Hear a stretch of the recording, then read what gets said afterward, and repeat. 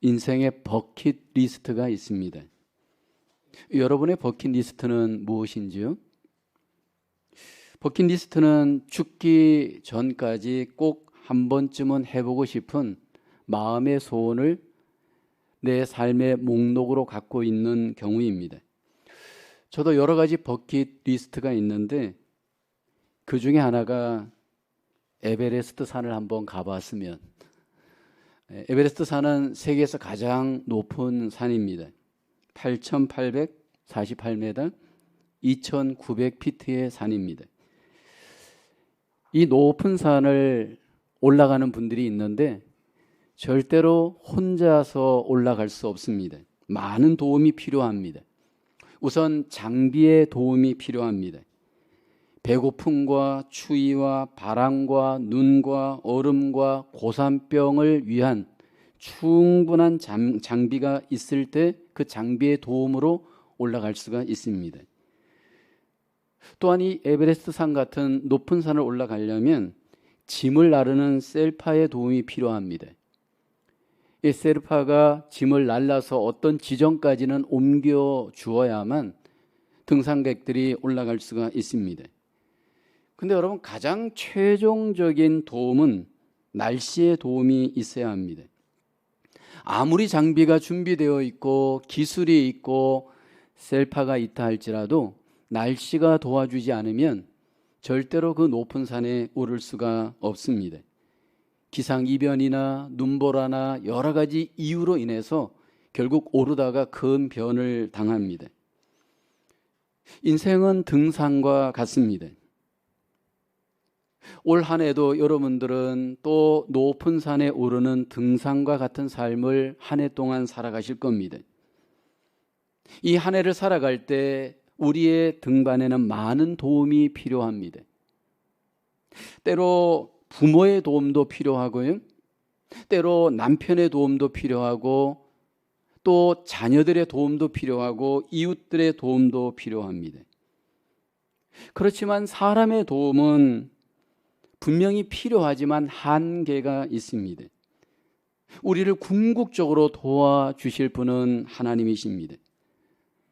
사람은 의지의 대상이 아니고 도움의 대상이 아니고 섬김의 대상이요 사랑의 대상이 될 분입니다. 나를 도와주실 수 있는 분은 궁극적으로 하나님이신 것을 우리는 분명히 믿고 하나님께 도움을 구해야 합니다. 문제는 내 삶의 현장에서 정말로 하나님이 나의 인생을 도와주실까라는 체험입니다. 많은 경우에 믿음 생활하지만 믿음의 현장에서 생생하게 하나님의 도움을 구체적으로 경험해 본 경험이 없다 보면 이게 너무나도 이상적입니다. 너무나도 막연합니다. 그러다 보니까 하나님의 도움을 받는 것, 하나님의 도움을 입는 것이 내 삶에 있어서 이게 잘 신뢰가 안 되는 경우가 많습니다. 정말로 하나님이 내 삶의 현장에서 나를 도와주실까?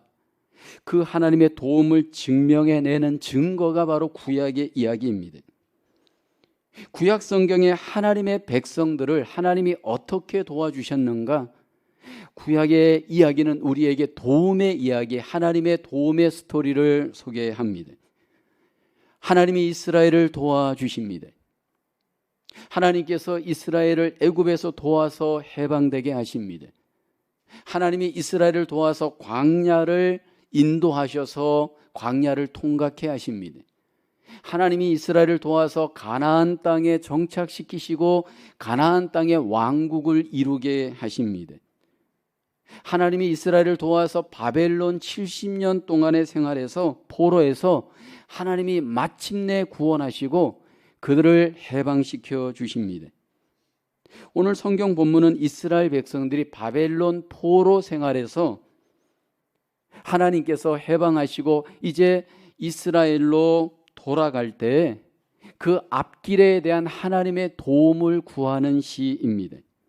그리고 이 시는 나중에 예루살렘 성전에서 예배할 때에 예배 앞에 성전을 그리며 불러졌던 예배의 찬송입니다. 이스라엘 백성들이 광야를 지날 때 하나님의 도움이 필요합니다. 그리고 그 도움을 구했던 이스라엘을 하나님이 도우시고 광야에서 승리케 하십니다. 오늘 본문의 시인은 하나님의 도움을 이렇게 구합니다. 1절에 보면 내가 산을 향하여 눈을 들리라 나의 도움이 어디서 올까? 여기에 눈을 들어 하나님을 바라보면서 하나님께 먼저 구합니다. 그는 답을 갖고 이미 하나님께 나가는 겁니다. 2절에 그렇게 고백하죠. 나의 도움은 천지를 지으신 여호와에게서로다. 이것이 우리의 고백이 되기를 주의 이름으로 축복합니다. 2023년을 살아갈 때 하나님이 나를 도와주십니다. 하나님이 과연 나를 어떻게 도와주실까요? 첫째로 하나님 실족치 않게 도와주십니다. 오늘 본문 3절에 보면 여호와께서 너를 실족하지 아니하게 하시며 너를 지키시는 이가 졸지 아니하시리로다.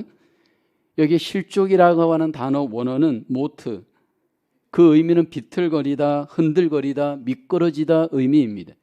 영어 성경으로는 슬립으로 되어 있습니다. 마치 우리가 눈길을 걷다 보면 내 의지와 관계없이 미끄러져 여러분 넘어지는 경우가 있죠. 인생을 살다 보면 내 의지와 관계없이 미끄러져 넘어질 수 있는 실족의 상황이 우리에게 있습니다. 가장 우리가 실족할 수 있는 환경은 어떤 것일까요? 바로 광야입니다. 이스라엘 백성들이 위험한 광야를 지나야 했습니다. 그 위험한 광야에는 숨겨진 구덩이가 있습니다. 모르는 낭떠러지가 있습니다. 또 칠흑 같은 어둠이 있습니다. 사나운 짐승들이 밤에 공격하기도 합니다. 최선을 다해서 내가 준비했다 할지라도 곳곳에 숨겨진 이 실족의 위험들을 인간의 힘으로는 도저히 피해갈 수 없고 때때로 목숨을 잃을 수도 있습니다. 많은 분들이 인생을 살아갈 때 내 최선의 준비를 하면, 최선의 집중을 하면 나는 승리할 수 있을 것이다 자신만만하게 주장합니다. 우리는 분명히 최선을 다해 준비해야 됩니다. 최선을 다해서 우리는 주의하고 집중하여서 인생의 등반을 해야 합니다. 그러나 여러분, 우리가 최선을 다한다 할지라도 분명히 우리 인생길에는 실족할 수 있는 위험들이 너무 많이 있습니다. 이 실족의 상황에서 하나님께서 우리를 도와주셔야 됩니다. 인생의 광야길에서 하나님이 우리의 인생을 붙들어 주셔야 됩니다. 그렇지 않고는 이 위험을 우리가 결코 이겨낼 수 없습니다. 이 실족의 광야에서 하나님이 자기 백성을 어떻게 도와주실까요? 이스라엘 백성들 40년 동안 하나님이 그 광야에서 지켜주었습니다.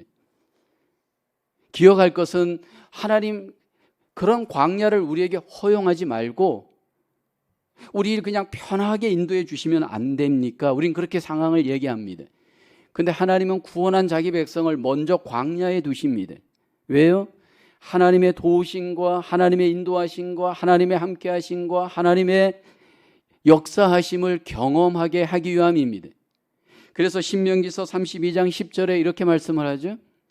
여호와께서 그를 황무지에서 짐승이 부르짖는 광야에서 만나시고 호위하시며 보호하시며 자기의 눈동자같이 지키셨도다.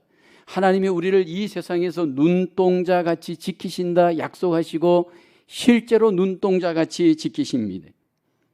여러분, 우리의 몸의 지체 중에 가장 예민한 지체가 바로 눈동자입니다. 근데 여러분, 이 눈동자가 어떻게 보호를 받을 수 있나요? 그 눈동자 주변에 있는 눈썹, 눈동자 주변에 있는 눈꺼풀, 눈물샘, 요것들이 이 눈알을 보호합니다. 근데 여러분, 하나님께서 이렇게 우리를 눈동자와 같이 지키심을 약속을 하십니다. 우리는 노력하지만 실족할 수 있습니다. 우리는 준비하지만 그것이 여러분 실족을 보장할 수는 없습니다. 우리의 인생길에서 하나님께서 우리를 눈동자같이 지켜주시고 실족하지 않도록 보호하여 주시는 줄로 믿습니다. 성경에 보면 하나님이 인도하셨던 다양한 사람들이 소개되는데 공통점이 한 가지 있습니다. 여기 모여있는 모든 분들에게 공통점이 하나 있습니다. 누구도 완전한 사람은 한 명도 없습니다. 전부 단점이 있고 여러분 연약함이 있고 문제점이 다 있습니다. 그리고 그 약점 때문에 여러분 우리는 실족할 수 있는 위험이 있습니다. 믿음의 조상 아브라함 또 그 아들이었던 이삭을 여러분 성경에서 소개합니다. 그들이 믿음이 좋았습니다. 하나님의 약속의 말씀을 믿고 하나님께 순종하였던 믿음의 사람들입니다. 그런데도 그들도 연약함이 있습니다. 어려움이 오자 이렇게 가뭄이 오자 그들이 다른 나라로 이주하죠. 그 이주한 상황에서 이 아브라함과 이삭이 연약하여서 큰 실수를 행합니다. 자기 아내를 누이라고 속이는 거예요. 그래서 자기 생명을 보호받기 위해서 아브라함과 이삭이 이렇게 거짓말을 했습니다. 정말로 여러분 그래서 그 다른 나라 왕이 자기 와이프를 취하려고 했습니다. 근데 하나님께서 이런 실족의 정황에서 이들을 도와주시잖아요. 꿈에 나타나서 건들지 말아라, 해치지 말아라, 그렇게 보호해 주심으로 결국 아브라함과 이삭이 그 위기에서 벗어날 수 있었습니다. 여러분 우리가 인생을 살다 보면 이렇게 연약한 약점 때문에 이 세상에서 우리가 실족할 수 있습니다. 근데 그 실족의 정황에서 하나님께서 자기 백성들을 도와주십니다. 하나님이 구체적으로 우리를 도와주실 때 보면 그 연약함 속에서 기도하고 연약함 속에서 믿음으로 의지하는 자들을 하나님께서 기억하시고 지켜주시는 줄로 믿습니다. 그래서 내 삶에 위기가 오고 어려움이 올 때 노력하는 것보다 더 중요한 것은 하나님을 믿고 의지하며 기도해야 할 줄로 믿습니다. 특별히 우리의 삶 속에 낙심이 찾아오고 내 마음속에 포기하고 싶은 유혹들이 찾아올 때가 분명히 있습니다. 그런 실족의 위기가 찾아올 때 우리에게 필요한 것은 믿음으로 하나님께 나아가는 일입니다. 기도하는 일입니다. 저희 교회가 플러싱에서 이 사이오시스로 오기 전에 저 개인적으로 굉장히 마음의 침체, 영적인 위기를 당한 적이 있습니다. 그 교회를 팔고 다른 어떤 곳에 교회가 가기로 했습니다. 근데 그곳에 교회를 짓기로 하였습니다. 큰 완패밀리 하우스인데 그 집을 허물고 거기에 교회를 짓기로 하고 공사업자도 정했고 그 다음에 설계업자도 정하고 공사가 시작이 되었습니다. 1년 정도 공사가 되니까 기초공사가 다 되었습니다. 지하공사 1층, 2층까지 다 공사가 어느 정도 외적으로 되었습니다. 근데 2년째 되던 어느 날이었습니다. 갑자기 계약을 해지하고 다른 교회가 그곳에 오게 되었다라는 겁니다. 이유인즉 우리보다 70만 불을 더 주는 교회가 있다는 겁니다. 근데 문제는 우리가 정식으로 컨트랙을 맺지 않고 구두로만 계약을 했습니다. 왜냐하면 그 모든 것들을 매니지하는 그 사람이 너무나도 우리가 믿을만 했고 또 우리 교회를 팔아주고 모든 것들을 그분이 매니지하기 때문에 다 맡긴 겁니다. 근데 약 2년째 되어서 모든 것들이 이제 거품이 된 겁니다. 온 성도들이 기도했고 저는 매일 그 공사하는 교회 앞에 가서 김밥 먹으면서 기도하고 어떤 여러 가지 상황이 있을 때마다 거기에 가서 기도했습니다. 근데 여러분 기도했는데 결과는 너무너무 안 좋은 결과가 나왔습니다. 제가 이해는 합니다. 70만 불이 여러분 적은 돈이 아니잖아요. 이 70만 불을 더 준다고 할 때 그 오너 입장에서 이해가 충분히 되었습니다. 그렇지만 어떻게 믿는 사람이 그럴 수 있을까 내 안에 실망감이 있었습니다. 그분도 교회 권사님이셨거든요. 이제 모든 것들이 수포가 되고 다시 교회를 찾아야 했습니다. 근데 여러분 이 교회를 찾아서 이동하는 일이 생각보다 쉽지가 않습니다. 왜냐하면 돈은 정해져 있는데 우리가 보는 건물들은 전부 우리의 버짓보다도 비싸고 다 큽니다. 그 몇 개월 동안 굉장히 제 마음속에 침체가 왔습니다. 말은 하지 않았지만 하나님 왜 이런 일이 우리에게 나에게 일어나야 합니까? 그렇지만 하나님 앞에 낙심하면서도 온 성도들과 함께 기도하였습니다.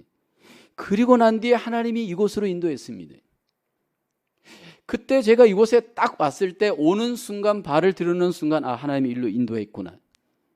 그 응답을 확신을 했습니다. 그리고 뒤에 제가 생각했습니다. 왜 하나님이 처음부터 여기로 우리를 인도하지 않았을까? 왜 그렇게 아픔의 일을 겪게 했을까? 생각했습니다. 그것은 우리의 연약함을 하나님이 고려한 것이라 생각이 됐습니다. 만약에 첫 번째로 이곳에 오라고 했으면 아마 우리 안에서 내분이 일어났을 겁니다. 그 먼 곳까지 왜 우리가 가야 합니까? 우리는 롱아일랜드에 전혀 연고가 없습니다. 그런데 하나님께서 이곳으로 어쩔 수 없도록 상황을 만들어 놓고 우리를 인도하셨습니다. 여러분, 우리의 삶 속에 이런 낙심될 만한 일, 실족할 뻔한 만한 일들이 분명히 있습니다. 그때 우리가 포기하지 않기를 주의 이름으로 축원합니다. 내 생각과 내 마음대로 안 됐다고 그것이 끝이 아닙니다. 하나님의 놀라운 계획이 그 안에 있는 줄로 믿으시기를 축원하겠습니다. 그래서 우리 속에 마음의 낙심이 일어나고 삶의 침체가 나타날 때 정말 조심해야 될 것이 마귀입니다. 마귀가 우리의 감정을 그냥 내버려 두지 않습니다. 마귀가 우리의 생각을 그냥 내버려 두지 않습니다. 마귀가 우리의 행동을 그냥 내버려 두지를 않습니다. 자꾸 부정적인 느낌, 부정적인 생각, 부정적인 행동을 하도록 우리를 유혹을 합니다. 그 유혹을 이기고 여러분, 우리의 삶을, 우리의 믿음을 전적으로 하나님께 믿고 의지하고 맡길 수 있기를 주님의 이름으로 축원합니다. 하나님께서 우리의 삶의 실족을 하나님이 도우셔서 이기게 하시고 그 모든 유혹의 정황에서 실족하지 않도록 도우시는 줄로 믿습니다. 두 번째로 하나님 환난 중에 해함이 없도록 도우십니다. 오늘 본문 121편 6절에 보면 낮의 해가 너를 상하게 하지 아니하며 밤의 달도 너를 해치지 아니하리로다. 여러분, 광야길의 최고의 적은 해와 달입니다. 여러분, 해를 맞으면서 낮에 광야길을 걷는다 가정해 보십시오. 여러분, 그 광야길을 걸을 때 그 뜨거운 햇빛으로 말미암아 목이 마르고 땀이 나고 얼마나 여러분 고통스러운지 모릅니다. 그리고 여러분, 또 밤에 광야에서 달빛을 맞이한다고 생각해 보십시오. 그 광야는 낮에는 덥지만 밤에는 굉장히 춥습니다. 그래서 낮에는 일사병이 걸릴 수 있고 밤에는 월사병이 걸릴 수 있습니다. 그래서 이 광야에 있는 사람은 낮의 해와 밤의 달을 잘 이겨내어야 광야의 삶을 극복할 수가 있습니다.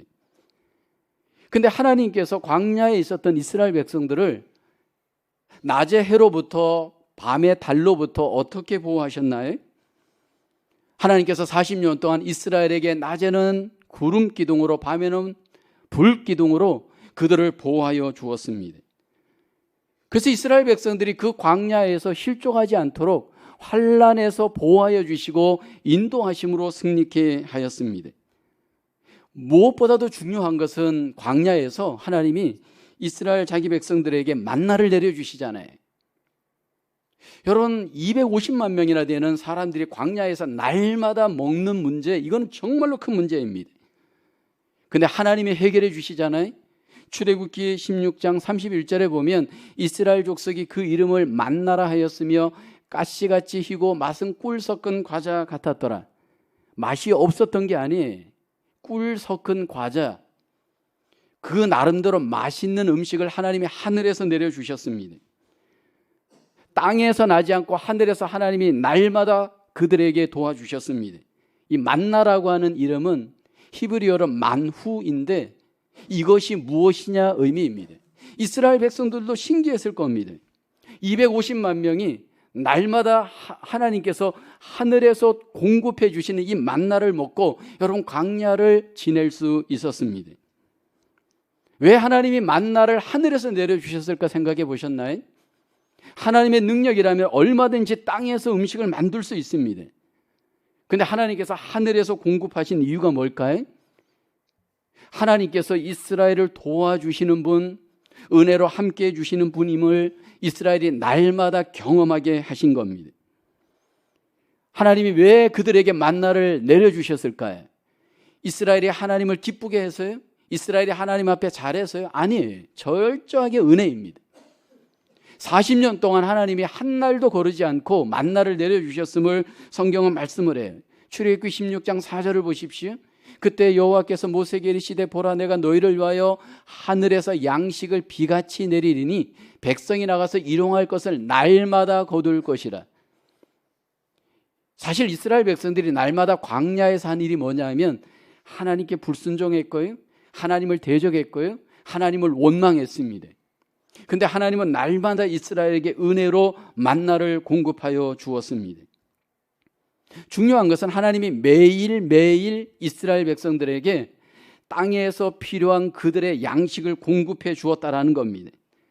매일매일 하나님의 도움으로 살아가는 자임임을 광야에서 이스라엘 백성들에게 경험하게 하신 거예요. 이 땅에 오셨던 예수님께서 우리에게 기도를 말씀하시면서 하나님의 도움을 입을 때 우리에게 일용할 양식을 구할 것을 말씀을 하시잖아요. 주 기도문에 보면 예수님이 우리를 위해 기도할 것 중에 하나가 일용할 양식을 위하여 기도하라 말씀을 합니다. 왜 하필이면 일용할 양식일까 여러분 생각해 보셨나요? 좀 우리는 많은 것들을 좀 누리고 얻기를 원합니다. 그런데 하나님은 우리에게 일용할 양식을 구할 것을 말씀을 합니다. 그 일용할 양식은 일용할 지혜도 해당이 되고요, 일용할 힘도 필요하고요, 일용할 여러 가지 어떤 빵과 같은 물질도 해당이 되어집니다. 날마다 하나님을 의지하게 하기 위함입니다. 날마다 하나님의 도움을 우리가 힘있게 하기 위함입니다. 그리고 하나님은 날마다 우리를 도우시는 분이심을 우리에게 경험하게 하십니다. 출애굽기 16장 18절을 보게 되면 오멜로 되어본 적 많이 거둔 자도 남음이 없고 적게 거둔 자도 부족함이 없이 각 사람은 먹을 만큼만 거두었더라. 하나님이 250만 명이나 되는 모든 이스라엘 백성들에게 여러분 도움을 주시되 부족함이 없도록 도와주십니다. 물론 여기에서 또 욕심을 갖고 더 모으려고 했던 자들이 있습니다. 근데 놀라운 것은요, 만나를 가서 더 거둔 자들은 그 더 거둔 것을 누리지 못합니다. 하나님이 다 벌레를 먹게 하고요, 썩게 만들어버려요. 우리가 이 땅에서 인생을 살아갈 때 일용할 양식 이상으로 자꾸 욕심을 부리는 경우가 많이 있잖아요. 더 쌓아놓으려고 하고 더 누리려고 합니다. 그런데 우리가 기억해야 될 것은요, 하나님이 우리에게 일용할 양식을 공급해 주기를 원해요. 근데 만약 우리에게 더 많은 것들을 하나님이 주셨다면 그것은 하나님의 분명한 뜻이 있습니다. 이웃과 나누라고 우리에게 더 주실 수 있습니다. 하나님의 나라를 위해서 거룩하게 쓰라고 우리에게 주실 수 있습니다. 만약 우리가 그것을 소유하는 순간, 쌓아놓는 순간 우상이 됩니다. 상당한 경우에는 여러분 물질이 우리에게 독이 되는 경우가 많잖아요. 분명히 물질이 복이지만 독이 되는 순간이 언제냐 하면 이것들이 우리에게 쌓아놓고 하나님보다 그것을 더 여러분 의지하는 순간 독이 됩니다. 그래서 여러분 교회에도 돈을 많이 쌓아두는 것이 좋지 않습니다. 우리의 가정도 돈을 많이 쌓아두는 것은 여러분 좋은 일이 아닙니다. 만약 쌓아놓은 것이 있다면 빨리 나누고 베푸는 것이 하나님의 뜻입니다. 고린도후서 8장 14절을 보십시오. 이제 너희의 넉넉한 것으로 그들의 부족한 것을 보충함은 후에 그들의 넉넉한 것으로 너희의 부족한 것을 보충하여 균등하게 하려 함이라. 하나님 우리가 서로 균등하게 나누고 함께 하기를 기뻐하십니다. 2023년을 살아갈 때 우리는 분명히 광야를 만날 겁니다. 그 광야에서 여러분 우리에게 분명히 환난도 올 수가 있습니다. 여러분 그 환난 앞에서 우리가 기억해야 될 것은 감당하지 못할 환난을 하나님이 우리에게 주시지 않는다는 겁니다. 하나님이 우리에게 환난을 주시지만 그 환난을 이길 수 있도록 우리를 도우시고 하나님의 놀라우신 도우심을 경험하는 복의 기회로 우리에게 역사하시는 줄로 믿습니다. 그래서 우리가 등산을 하다 보면 반드시 어려운 코스가 나타납니다. 저는 등산을 좋아해서 이런저런 산을 많이 다녀봤는데 반드시 등산을 하다 보면 어떤 산도 쉬운 산이 없습니다. 반드시 어려운 코스가 나타나는데 그 어려운 코스 앞에서 어떻게 그 코스를 통과해야 되냐면 두려워하면 집니다. 여러분 그 코스 앞에서 나는 이 코스를 지나갈 수 있다라는 마음을 먼저 가지셔야 됩니다. 우리는 그것을 자신감이라고 사람들은 얘기하는데 우리는 그것을 믿음으로 이야기합니다. 왜요? 하나님 때문에 우리는 그 코스를 지날 수 있는 겁니다. 하나님께서 이 코스에 나를 함께 해주시고 인도하셔서 이 환난을 내가 이길 것이다 라는 하나님의 함께 하심으로 그 모든 환난을 여러분 이겨낼 수 있는 저와 여러분 되기를 주님의 이름으로 축원합니다. 저는 개인적으로 40대 후반에 미국을 왔습니다. 준비해서 온 게 아닙니다. 정말로 갑자기 왔습니다. 어느 날 갑자기 미국을 오다 보니까 언어적인 준비도 안 돼 있고 물질적인 준비도 안 돼 있고 어떤 생활적인 준비가 전혀 안 되어 있었습니다. 거의 3개월 만에 갑작스럽게 하나님께서 인도하셔서 여기에 왔습니다. 근데 여러분 준비가 안 된 가운데 미국을 와서 여러분 여행을 하는 것은 문제가 없습니다. 근데 삶을 살아내 드리는 것은 이것은 환난의 싸움이었습니다. 눈에 보이는 것 이상으로 보이지 않는 수많은 문제들이 우리를 괴롭혔습니다. 일단은 여러 가지 물질적인 부분도 준비가 안 되니까 물질적인 어려움도 있죠. 또 어떤 문화적인 어려움도 있죠. 또 교회적인 어려움도 있죠. 모든 것들이 다 불편합니다. 아이들이 12학년 때 왔는데 12학년 때 학교에 가니까 받아주질 않아요. 그렇잖아요, 여러분. 11학년 때 이미 다 모든 것이 끝나고 12학년 때는 졸업인데 졸업반에 어떻게 받아줍니까? 그래서 할 수 없이 다운을 시켜서 11학년 더 갔고 하나는 10학년 더 갔고 그러면서 막 시작이 되었습니다. 재정적으로도 우리가 준비를 해서 오지 않았기 때문에 성도님들이 도와주고 교회가 저희 사례를 줬지만 그것으로는 저희의 삶이 유지가 되기 어려웠습니다. 그러니까 아이들은 고등학생이지만 가서 알바하고요. 그러면서 공부도 하고 생활도 하고 버텨내는 싸움을 했습니다. 교회는 교회대로 어려운 정황이었습니다. 여러분 그런 정황에서 그 환난을 어떻게 극복해 낼 것인가?